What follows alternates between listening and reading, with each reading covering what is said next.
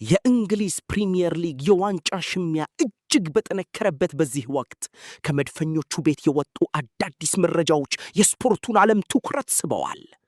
የክለቡ ኮከብ ቡካዮ ሳካ ከዚህ ቀደም በአርሰናል ላይ ይደረጉ የነበሩት ማፌዣዎች ምን ያህል ያደማው እንደነበር በቁጭት ተናግሯል።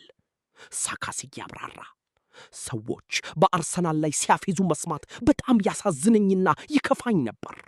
ነገር ግን በማንቸስተር ሲቲ ከተሸነፍን በኋላ የቀሩንን 5 ጨዋታዎች በፍጹም አሳልፈን ላለመስጠት በቁርጠኝነት ተነሳሳን ብለዋል።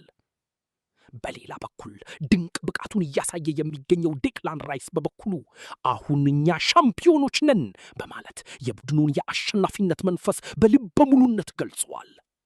ራይስ አክሎም አሰልጣኛችን ዛሬ እንድንዝናና ከነገ ጀምሮ ግን ለታላቁ ፍጻሜ እንድንዘጋጅ ነግሮናል ሲል የክለቡን ቀጣይ ዕቅድ ጠቁሟል። ይህ የመድፈኞቹ የማይበገር ባህሪ ለረጅም ጊዜ የናፈቁትን ዋንጫ ያጎናጸፋቸው ይሆን?